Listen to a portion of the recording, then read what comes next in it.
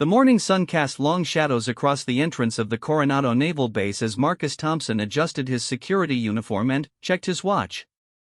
At 28 years old, Marcus had been working as a civilian security contractor for 3 years, and he took pride in his position at one of the most prestigious military installations in California.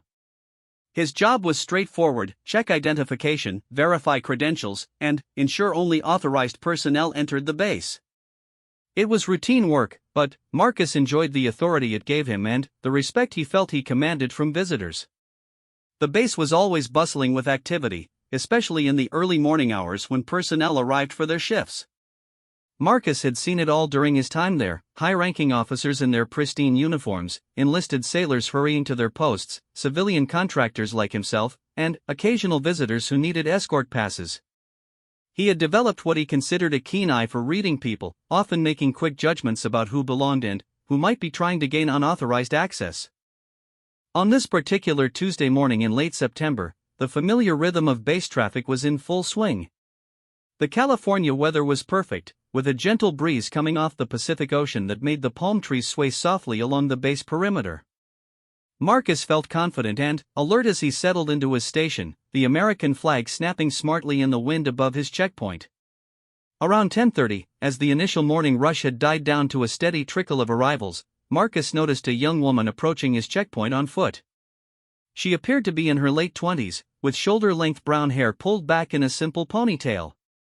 She wore plain civilian clothes, dark jeans, a navy blue polo shirt, and comfortable walking shoes. Her appearance was unremarkable, and she carried only a small backpack slung over one shoulder. As she drew closer, Marcus found himself making the same quick assessment he applied to all visitors. She looked too young and too casual to be anyone important. Her clothes, while neat and clean, lacked the polish he associated with high-ranking military personnel or important civilian officials.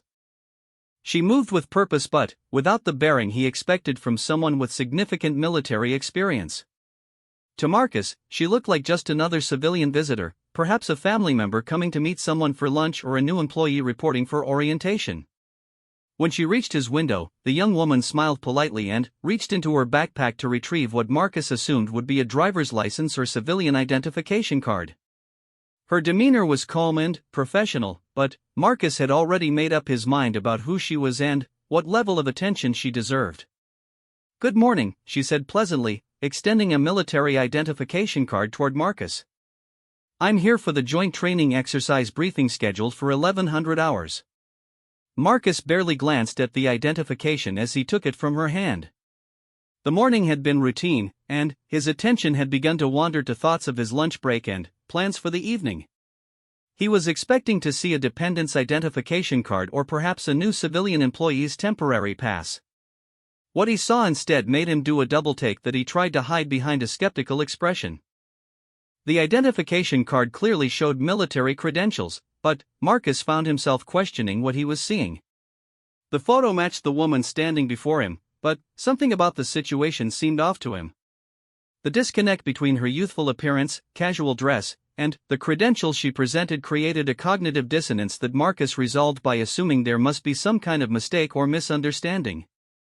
"Ma'am, I think there might be some confusion here," Marcus said, his tone taking on a condescending edge that he often used when he felt people were trying to pull something over on him. "This identification shows military rank, but you're in civilian clothes.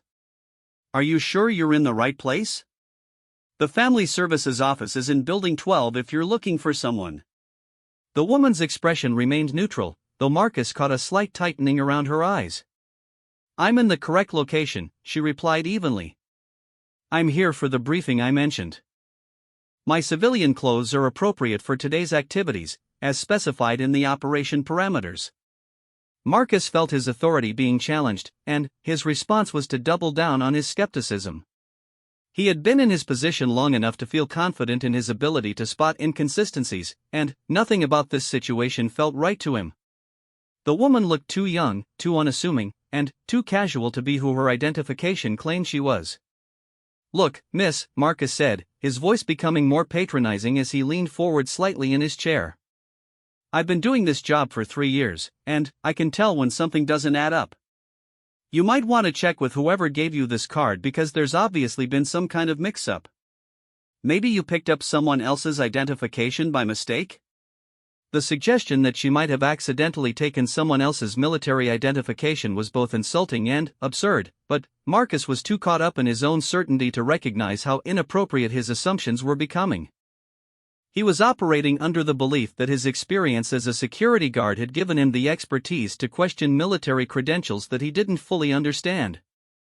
Other people in line behind the woman were beginning to notice the delay, and Marcus was aware that his handling of the situation was drawing attention. Rather than reassess his approach, however, he felt pressured to maintain his position and prove that his skepticism was justified. "I'm going to need you to step aside while I make some calls to verify this information," Marcus announced, loud enough for others nearby to hear. "I can't let you through until I'm satisfied that everything is legitimate." The woman's patience was clearly being tested, but she maintained her composure with the discipline that comes from years of military training. "I understand you're doing your job," she said carefully, "but I can assure you that my credentials are completely valid. Perhaps you could contact your supervisor if you have questions about the verification process." Marcus interpreted her calm response as further evidence that something was amiss. In his experience, people with legitimate authority usually became more assertive when questioned, not more diplomatic. Her professional demeanor, which should have been a sign of her military bearing, instead struck him as suspicious.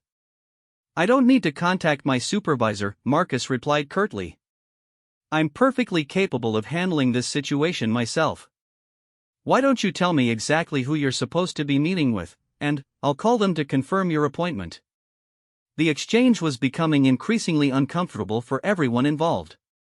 The woman found herself in the frustrating position of having her credentials questioned by someone who clearly lacked the knowledge or authority to properly evaluate them. Marcus, meanwhile, was becoming more entrenched in his position, unwilling to admit that he might be making a serious error in judgment. Behind them, a small crowd was beginning to form as the normal flow of base traffic backed up at the checkpoint. Among those waiting were several individuals in military uniforms who were observing the interaction with growing interest and concern. The situation was escalating beyond a simple identification check into something that would soon have consequences Marcus couldn't anticipate. The morning that had started so routinely for Marcus was about to take a dramatic turn that would challenge everything he thought he knew about authority, respect, and the importance of not making assumptions based on appearances. The young woman standing patiently at his checkpoint was indeed exactly who her identification claimed she was, and Marcus was about to learn a lesson about the danger of judging people by their age, gender, or casual appearance. As the tension at the checkpoint continued to build, neither Marcus nor the gathering crowd could have predicted how dramatically the situation was about to change, or how a routine security check was about to become a moment that would be remembered and talked about on the base for months to come. The woman stood quietly, her military training evident in her ability to remain calm under pressure, while Marcus continued to question her credentials with growing confidence that he was protecting the base from some kind of deception. What he didn't realize was that his assumptions were about to be challenged in the most public and embarrassing way possible. The stage was set for a confrontation that would serve as a powerful reminder about the importance of treating all people with respect and the danger of making judgments based on superficial observations. The next few minutes would prove to be a defining moment for everyone involved, especially for Marcus Thompson, who was about to discover that authority and respect are earned through competence and professionalism, not through the power to question and embarrass others. The morning sun continued to shine down on Coronado Naval Base, but, for Marcus, the day was about to become much more complicated than he had ever imagined possible. As Marcus continued to hold up the line while questioning the woman's credentials, the situation at the checkpoint was drawing more attention than either of them had anticipated. What had started as a routine identification check was rapidly becoming a spectacle that was making everyone uncomfortable, except for Marcus, who remained convinced that his skepticism was justified and necessary. The woman, whose military identification clearly showed her rank as Major Sarah Chen, maintained her professional composure despite the increasingly inappropriate nature of Marcus's questioning. Her training had taught her to remain calm under pressure, and she recognized that losing her temper would only escalate an already difficult situation. However, the delay was beginning to affect her schedule, and she was aware that important people were waiting for her arrival at the briefing. Marcus, emboldened by what he perceived as the woman's inability to provide satisfactory answers to his questions, decided to press his advantage further. He had convinced himself that he was protecting the base from some kind of security breach, and his ego was now fully invested in proving that his initial suspicions were correct. "You know what," Marcus said, his voice taking on an even more condescending tone, "I think we need to have base security take a look at this situation. There are protocols for people who try to enter military installations with questionable identification, and I take those protocols very seriously." The suggestion that she might be attempting to enter the base with false credentials was deeply insulting to Major Chen, who had spent the better part of a decade earning her position and reputation in the military. However, she also recognized that Marcus was likely acting out of ignorance rather than malice, and she hoped that a calm, measured response might still resolve the situation without further embarrassment for everyone involved. "I understand your concerns about security," Major Chen replied evenly, "but I can assure you that there's no issue with my identification. Perhaps if you could direct me to your supervisor, we could resolve this quickly and efficiently." Marcus interpreted her continued politeness as weakness and her suggestion that he contact his supervisor as an attempt to go over his head and undermine his authority. In his mind, he was dealing with someone who was trying to manipulate him into allowing unauthorized access to the base, and he was determined not to be fooled. "I don't think you understand the seriousness of what you're trying to do here," Marcus continued, his voice rising slightly as his confidence grew. "Impersonating military personnel is a federal crime, and attempting to gain unauthorized access to a military installation is a matter of national security. I've seen people try all kinds of tricks to get past security, but using fake military identification is particularly serious. The accusation of impersonating military personnel and using fake identification was so far beyond the bounds of reasonable security questioning that several people in the growing line behind Major Chen began to shift uncomfortably. Among them were two Navy officers who had been quietly observing the exchange with increasing alarm and disbelief. Lieutenant Commander Rodriguez, a seasoned officer with 15 years of experience, exchanged meaningful glances with his colleague, Commander Johnson. Both men recognized that the security guard was making a serious error in judgment, but they also understood the delicate nature of intervening in a situation involving base security procedures. Major Chen's patience was beginning to wear thin, not because of the delay, but because of the increasingly serious accusations being leveled against her. The suggestion that she was impersonating a military officer was not only insulting but could potentially damage her reputation if the incident was reported through improper channels. "Sir," she said, her voice maintaining its professional tone but with an edge of steel that Marcus failed to recognize, "I'm going to ask you one more time to either process my identification according to standard procedures or contact your supervisor for guidance. The accusations you're making are serious and unfounded." Marcus, however, was past the point of reasonable discourse. He had committed himself to a course of action based on his initial assumptions, and his pride would not allow him to admit that he might be wrong. Instead of recognizing the warning signs in Major Chen's tone and demeanor, he chose to interpret her firmness as further evidence of deception. "Now you're trying to threaten me?"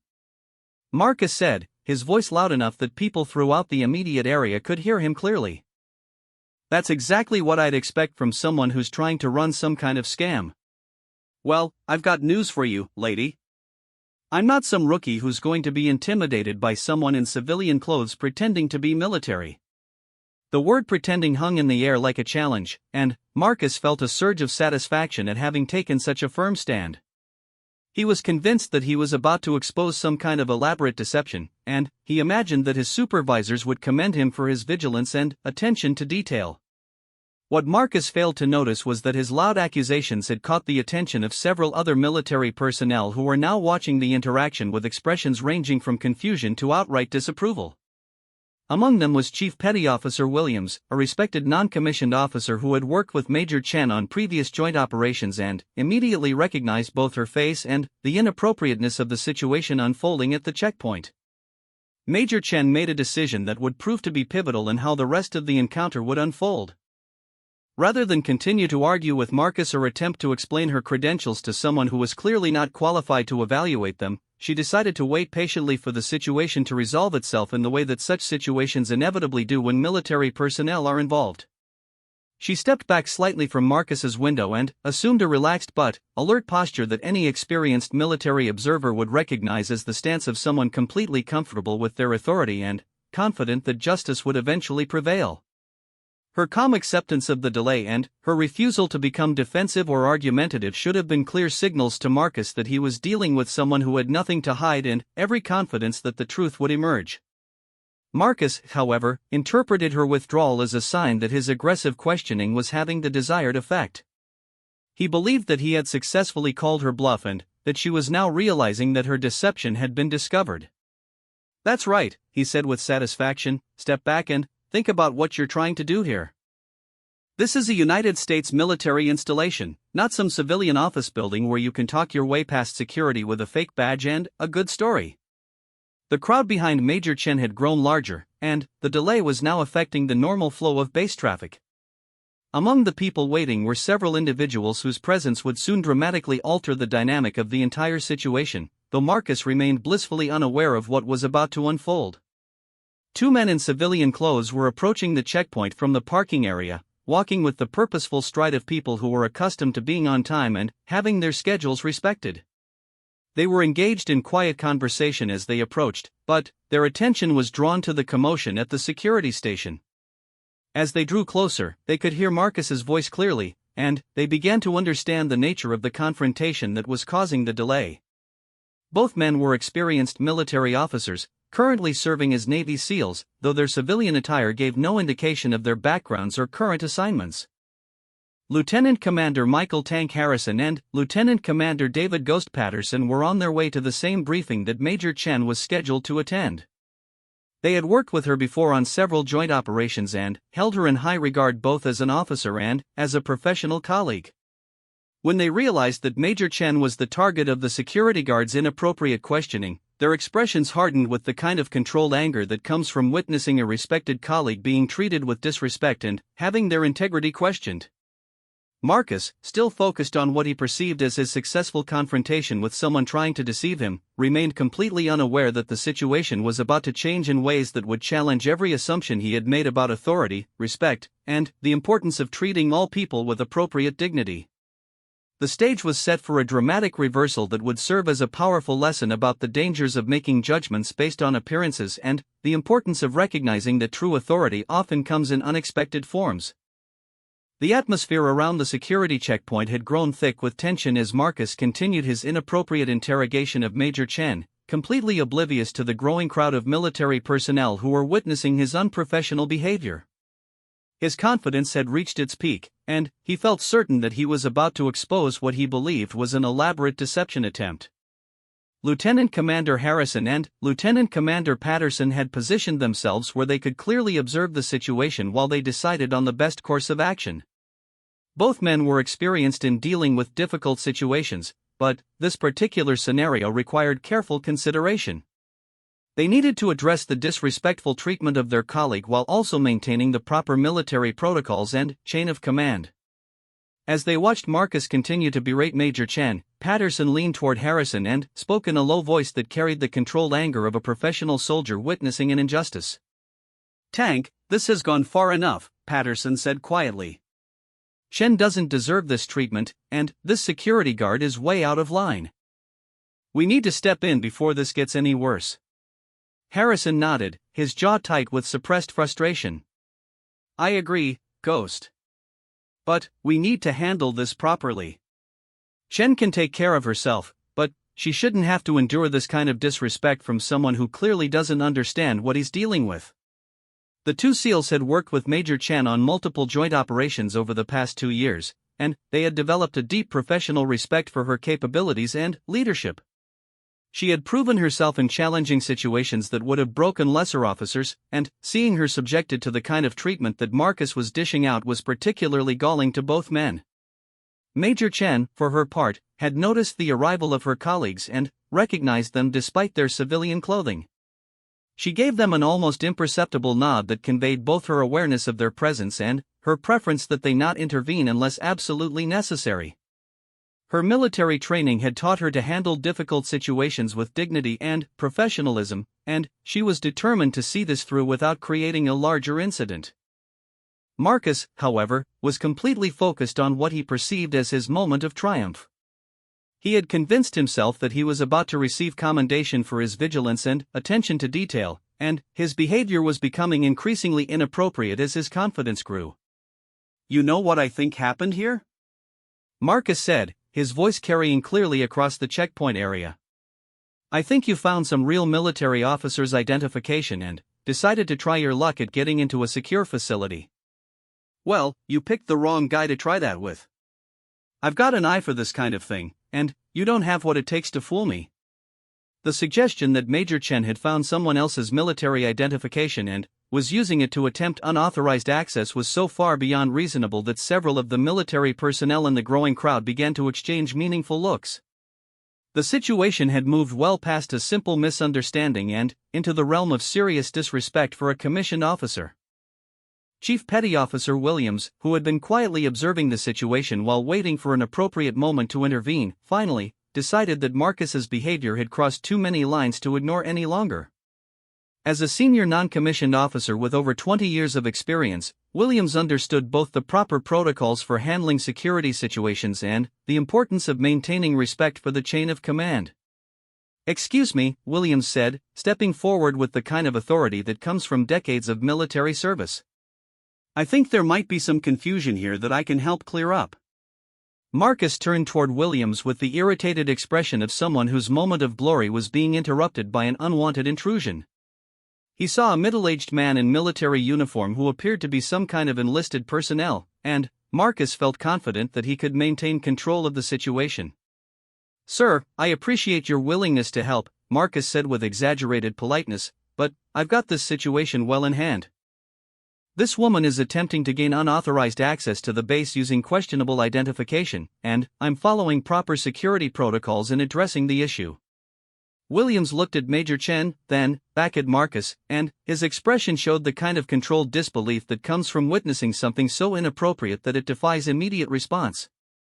"Son," Williams said slowly, his voice carrying the weight of his years of service and experience, "I think you need to take a much closer look at that identification, because you're making a very serious mistake." The use of the word son and the tone in which Williams delivered his warning should have been clear signals to Marcus that he was dealing with someone who possessed both knowledge and authority that Marcus lacked. However, Marcus was too invested in his position and too confident in his own judgment to recognize the warning signs. "With all due respect," Marcus replied, his tone making it clear that he felt no respect was actually due, "I've been doing this job for 3 years, and I know how to spot fake identification.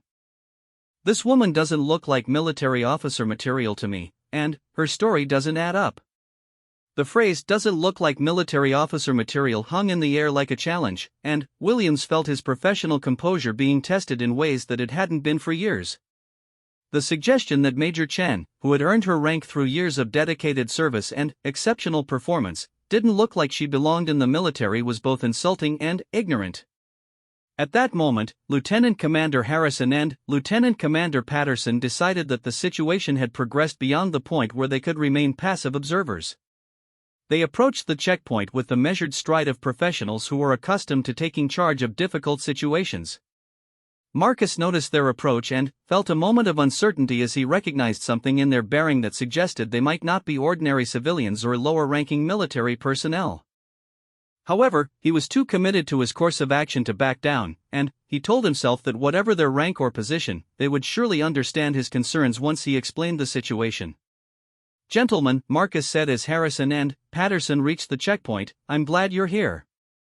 Maybe you can help me explain to this woman why military bases have security procedures and why those procedures exist for everyone's protection." Harrison and Patterson exchanged a glance that communicated volumes about their shared assessment of Marcus's behavior and judgment.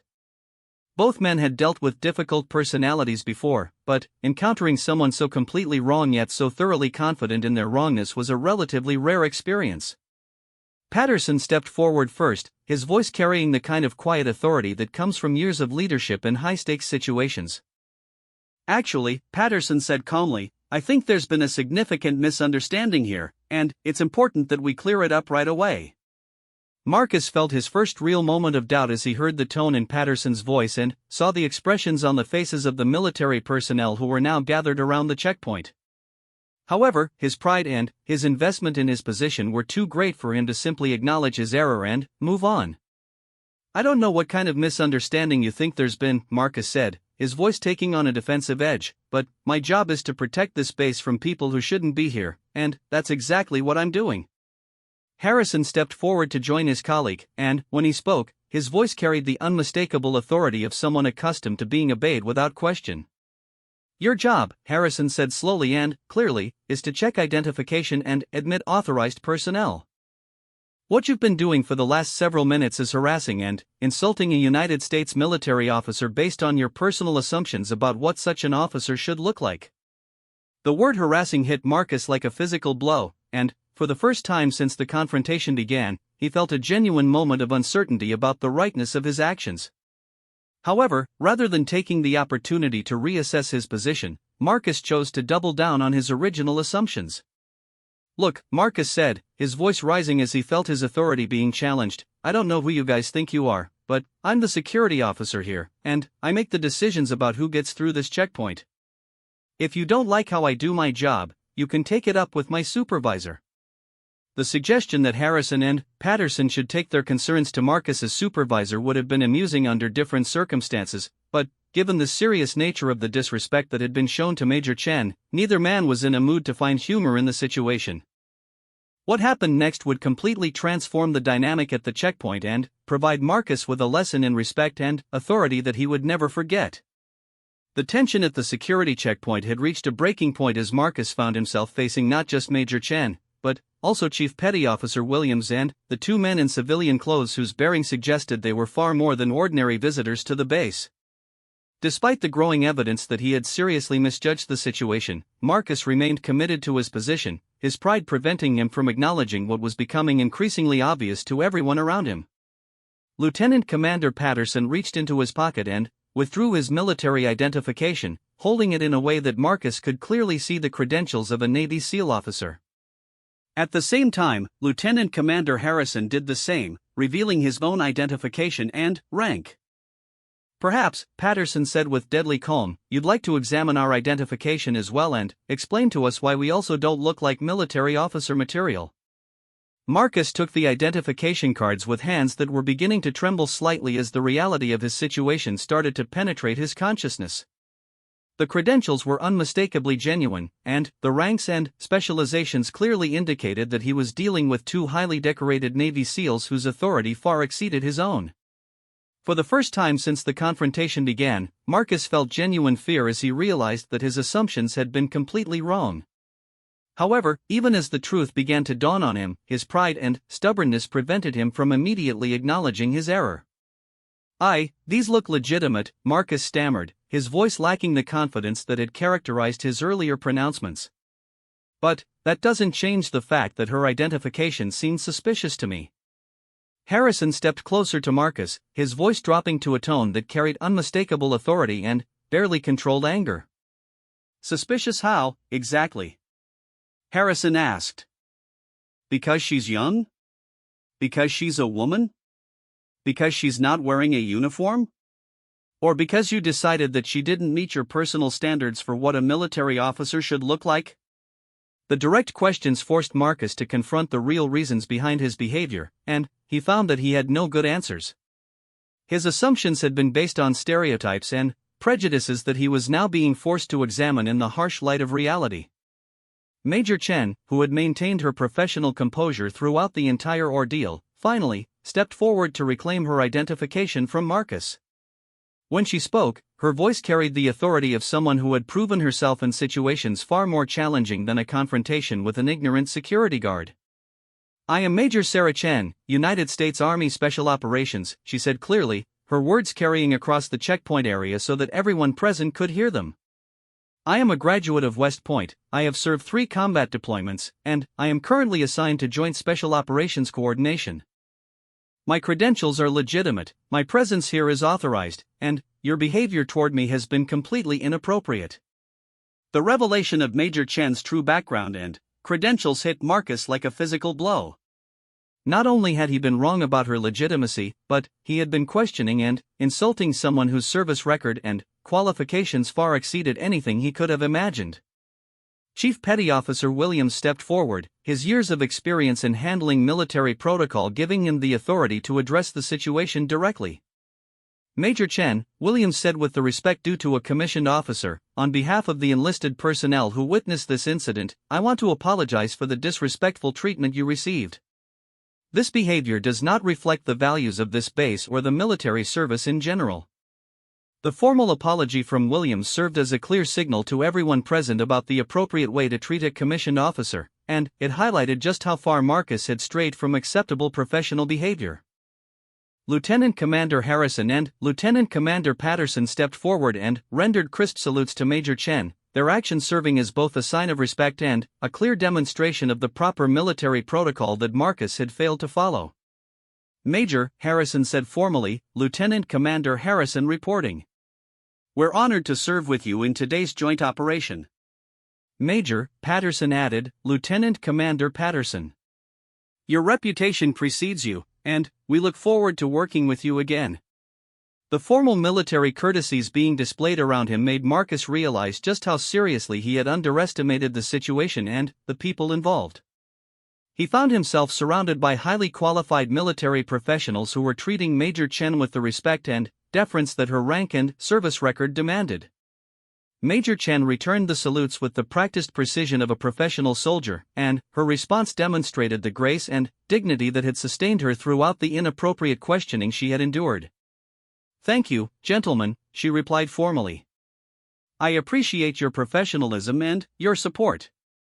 Shall we proceed to the briefing? The casual way in which Major Chen moved past the incident, focusing on the important work that lay ahead rather than dwelling on the disrespect she had suffered, served as a powerful example of military professionalism and personal character. As the group of military officers prepared to proceed to their briefing, Marcus found himself standing alone at his checkpoint, finally, understanding the magnitude of his error. The woman he had accused of impersonation and deception was not only a legitimate military officer but someone whose service and qualifications commanded respect from Navy SEALs and senior enlisted personnel. The base commander, Colonel Richards, had been informed of the incident and arrived at the checkpoint just as the group was preparing to leave. His presence added another layer of authority to the situation and ensured that the incident would be properly documented and addressed through appropriate channels. Major Chen, Colonel Richards said as he approached, I've been briefed on what happened here, and I want to personally apologize for the treatment you received at this installation. This behavior is unacceptable and does not reflect our values or standards. Marcus watched in growing horror as he realized that his actions had attracted the attention of the base commander and that the incident would likely have serious consequences for his employment and reputation. Colonel, Major Chen replied diplomatically, I appreciate your concern, but I'd prefer to focus on our mission objectives. These kinds of misunderstandings can be learning opportunities for everyone involved. Her gracious response in the face of such poor treatment demonstrated the kind of leadership and character that had earned her the respect of her peers and superiors throughout her military career. As the military officers departed for their briefing, Marcus was left to face the consequences of his actions. His supervisor arrived shortly afterward, having been contacted by the base commander's office, and Marcus found himself trying to explain behavior that had no reasonable justification. The incident became a case study in the importance of treating all people with respect and the danger of making assumptions based on appearances. Marcus learned that true authority and competence often come in unexpected forms, and that his role as a security guard required him to verify credentials professionally rather than making personal judgments about who looked qualified for access. The story of the security guard who questioned a decorated special operations officer spread throughout the base and served as a reminder to all personnel about the importance of military courtesy, professional respect, and the dangers of prejudice and assumption. Major Chen continued her distinguished career, adding this incident to her long list of challenges overcome through dignity, professionalism, and quiet strength. Her handling of the situation became an example for other officers of how to maintain composure and authority in the face of disrespect and ignorance. For Marcus Thompson, the incident marked a turning point in his understanding of authority, respect, and the importance of recognizing that true leadership and competence are not determined by age, gender, or appearance, but by character, service, and achievement. The lessons learned that day at the Coronado Naval Base checkpoint would be remembered and discussed for years to come, serving as a powerful reminder that respect must be earned through professional behavior and that assumptions based on stereotypes can lead to embarrassing and potentially career-ending mistakes.